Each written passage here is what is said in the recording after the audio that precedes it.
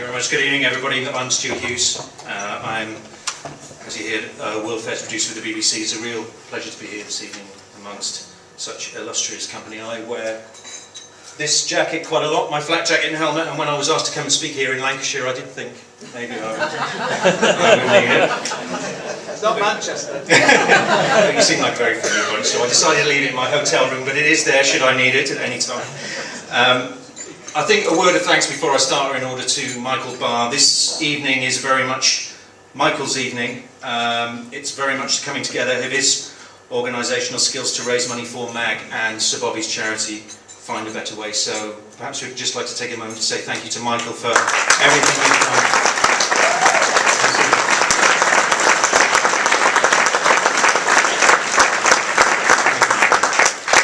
I just want to take a few minutes to share my experience as a journalist. I've worked in international news for over a decade.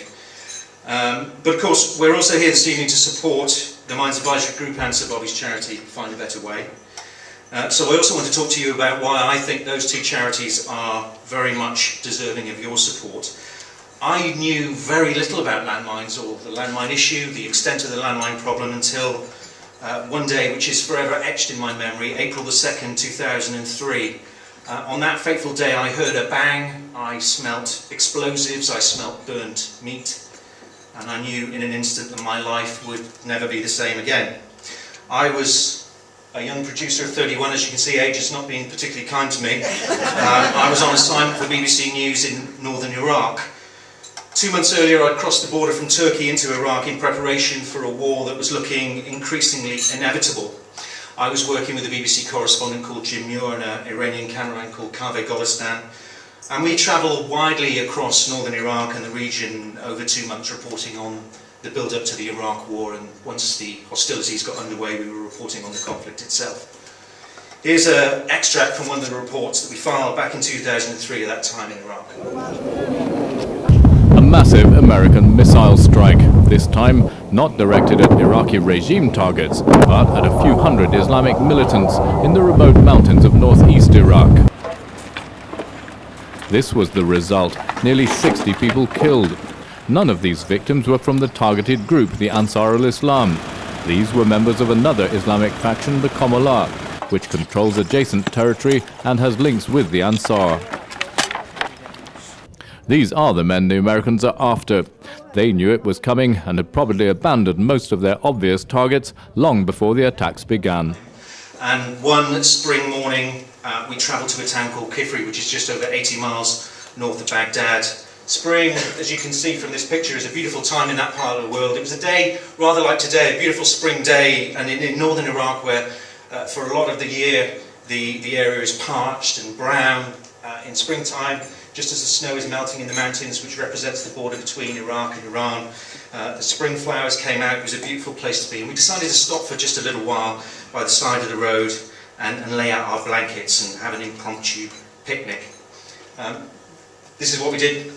We just lay out the bedrolls that we had and decided to stop for a little while on the way to the front line. This is Kaveh Golistan. You can see here our Iranian cameraman. You can see by the mischievous smile on his face that we were all in good spirits. It was a great day. We were doing the story that we loved. We were doing the job that we loved. We got back on the road after our picnic and got on the road and went to the town called Kifri, and a commander from the Kurdish army there told us that the frontline positions on the outskirts of the town that had been bombed in the previous days, the bombing had stopped. Saddam Hussein's forces had fled. So we went up to film one of the defensive positions that the Iraqi forces had abandoned, and a young Kurdish soldier travelling with us as an escort assured us that the area that we were travelling in was safe, but as I was to find out, he was wrong. Just seconds after stepping out of our vehicle, I triggered a landmine hidden beneath the grass. It could have been there for years, buried in the ground. It could have just been laid a few days or a few weeks earlier. I'll probably never know. This is the mine that I stepped on, or a variant of it. It's called a PMN. It's probably one of the most commonly used landmines in the world. It looks big here on the screen, but actually it's only about the size of a tin of travel sweets, about that big. But it contains 240 grams of high explosives. I know there are some engineers here in the audience today, and There is an even precision to these weapons that you may in some way be able to appreciate in a strange way, because landmines are beautifully designed, beautifully engineered, not to kill, but just to maim people. They're designed to slow down an army as they advance, to demoralise that army and to rip off limbs and drive dirt and bone fragments into the body. In my case, the mine blew off my right heel. I found out later that actually I got off extremely lightly. The underside of the Jeep was examined after the explosion, and we found out later that it was peppered with small holes, puncture holes that had gone right through the underside of a vehicle, small shrapnel holes. The Jeep that I'd just stepped out of absorbed much of the blast, and I have no question it saved my life. I could have had a much more serious injury. If I'd been on open ground, I've got no doubt I would have lost both my legs, or possibly worse. Now, as you can imagine, in the seconds after the blast, there was confusion, there was fear, there was disorientation. We didn't know what to think, we didn't know what was happening. Carvey, our cameraman, instinctively thought that we were coming under mortar fire. There'd been mortar fire in the area in previous days, and that's what we thought was coming in. And so Carvey did something that came naturally to him. He tried to run for safety. He tried to run away from the vehicle because he thought the Jeep we were in was being targeted from a distance by Iraqi forces. Instead, he ran further into the minefield. Carvey stepped on one mine and fell further onto a second, and Carvey was killed instantly. I was dazed, I was still conscious, but I was unsure how severe my injuries were. One thing I did know is that if I looked too closely, if I stopped to examine my foot and see the extent of my injuries, there was a very strong possibility that the shock would cause me to pass out. And I knew from the battlefield training that I'd had before being sent to Iraq that if I was unconscious, that would leave me at even greater danger because my team would have to look after me. And so I chose to look away, to try and stay calm, and a few minutes later, once I'd gathered my thoughts, gathered my emotions, I summoned the courage to look down. What I saw was pretty shocking. The back of my foot was a mass of blood and bone. The skin around it had been blown apart, and my foot really looked like a misshapen lump of plasticine, as though a child had just taken a lump of plasticine and played with it. Jim Muir showed extraordinary bravery. Some would say stupidity in what he did. I would certainly say bravery. He extracted us from the minefield by reversing back onto the road that we'd come in on. He followed the tyre tracks that had been made by the grass as it was pushed down by the tyres, and managed to get us out of that minefield. And these are the guys who saved my life. They are medics from the US Army, the 932nd Forward Surgical Team. They were in the area to support US Special Forces in the area. My colleagues in London got in touch with the Pentagon, and the US agreed to treat me and to save my life. They gave me emergency treatment, they stabilised me, and I was flown back to the UK. But any chance there may have been of saving my foot had already evaporated. I'd undergone several pretty aggressive operations to remove all the tissue and the muck that had been blown into my foot, and that pretty much did for my foot. And so this is me when I got back to the UK. 5 days after stepping on that landmine, my right leg was amputated below the knee, and I began the long process of rehabilitation. I made a documentary for the BBC about my recovery. Again, apologies for the sound, but I think you'll get the general idea from the pictures. As you can imagine, there were many fateful days, many important days during that period, but this is one day I particularly remember. This is the day when I started walking again for the first time. Put your hand on top of your knee, push it down. Yeah, it won't be very helpful if only two people every time. You'll be independent. It feels huge. Well, it is huge. But no, it feels good. It feels good. It's a strange feeling that I'm going to be doing this every day for the rest of my life, and it's feels like it's part of me and yet not part of me at the same time. It certainly doesn't look very aesthetically pleasing, but then I was warned about it. But yeah, just to be able to walk on it just feels good. Feels really good. Okay, all yours. You know how to do it?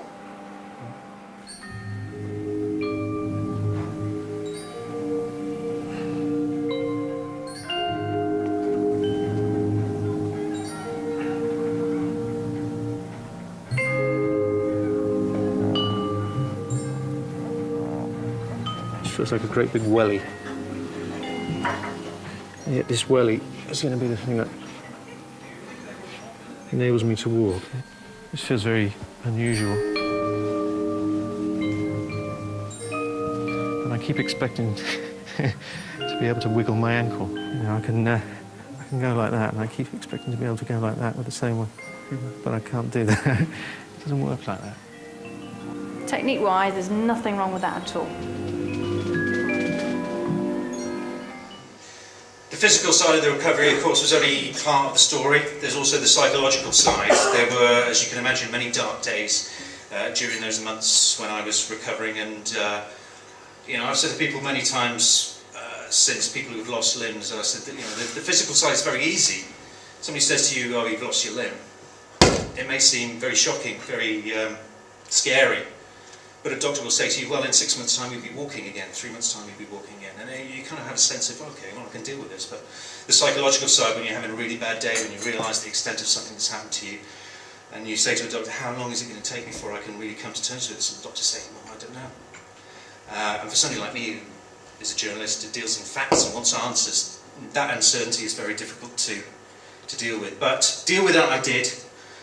There were dark days, but I did manage to get back to work and return to the job that I loved as a BBC journalist. 6 months it took, but I did go back to work into the field, taking on more challenging assignments over time, to places like Lebanon, to Israel, to the West Bank, back to Iraq, once I was confident in my recovery and I knew that I was able to walk again and to deal with everything that happened. I quickly learned that life as an amputee does have some obstacles, because, not least, as you can see here, it's basically a great big piece of metal. And as anybody who walks through a security scanner at an airport knows, what happens when you walk through the scanner? It beeps. What do? They send you back. And sometimes it's difficult to remain calm and polite when you walk through a scanner at an airport and somebody says, "Go back," and you go back and you say, "It's going to go off again." And they say, "Yes, walk through again." You say, "It's going to go off again." It's something you learn to deal with. As a preemptive measure, I've learned the phrase, "I have an artificial leg," in a variety of languages, in French, in Spanish, in Italian. And so, in most places in the world, when I'm dealing with security guards at airports, we have some way of communicating. I can get the message across, and that often helps. I've had to tell my life story to incredulous security guards in African airports who can't believe that a white Westerner like me could have befallen the same fate as landmine victims in places like Angola and Mozambique, the sort of countries that MAG are working in. But what's most affecting of all is when I visit countries like Cambodia, a country that I know you, Sir Bobby, have visited, and I see amputees with injuries no worse than mine, a below-knee amputee, but they're forced to beg on the streets because in countries like Cambodia life is hard enough as it is, and so having a disability means that opportunities to work and provide for your family are virtually non-existent. In northern Cambodia, near the border with Thailand, I saw landmine victims walking through paddy fields with legs made of Coke bottles, rocket casings, bamboo canes, whatever they could find around them and lashed together. I saw amputees with no legs at all. They were walking with crutches, and I said, "Why?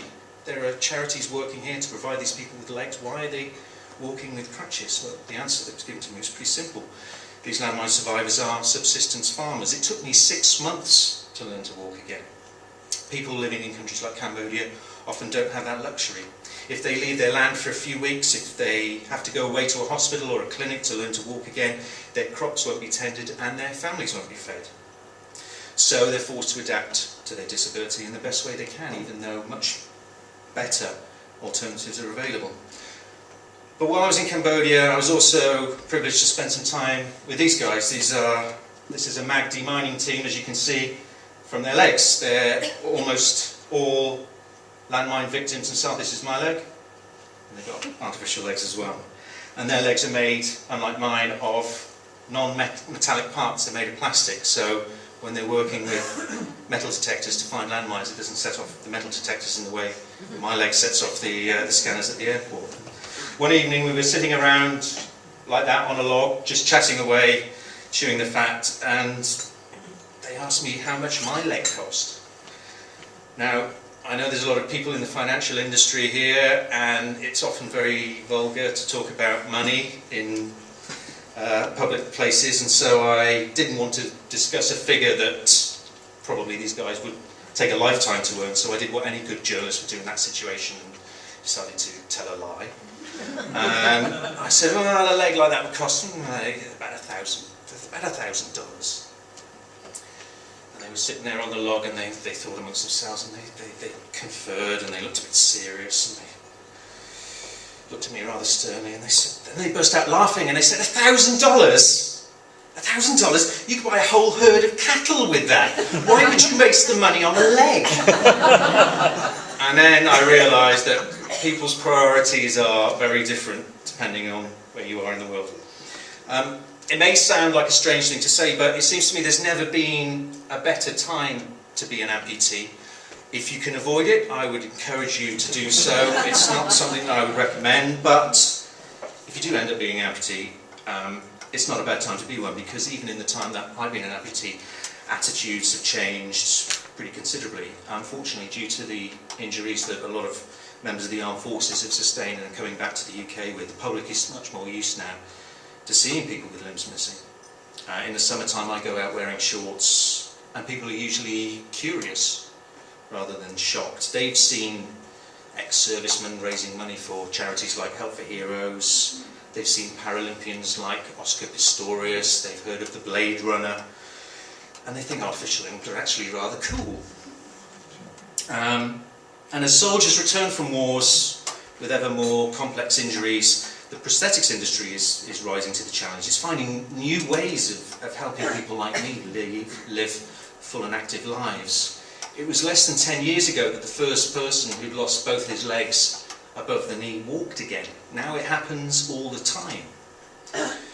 And 9 years on from my amputation, I don't think about my artificial leg. I don't feel any more disabled than someone who wears glasses, or someone who wears a leg brace because their knees have given out from playing too much tennis or golf. I wake up in the morning, I put on my artificial leg, and I cycle 6 miles to work and get on with my job. Having an artificial leg is certainly part of who I am, and I'm certainly not ashamed of it, but it doesn't define me. And now, 9 years on, when I'm asked by my editors in London if I can go on assignment to a hostile environment, when I get that phone call that says, can you go to Iraq, can you go to Afghanistan, it's not my artificial leg, it's not my disability that holds me back, it's this chap.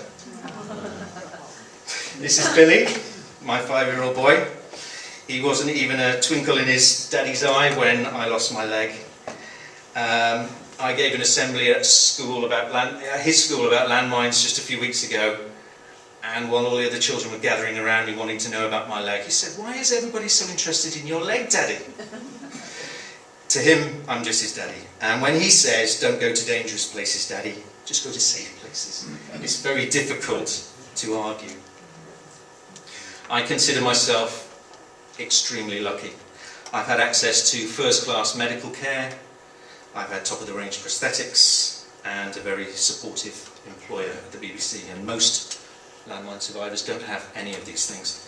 They're farmers in Cambodia or Laos, they're children in the Democratic Republic of Congo or Somalia, they're refugees who every day now are crossing the border that's been freshly mined from Syria into Turkey and Lebanon.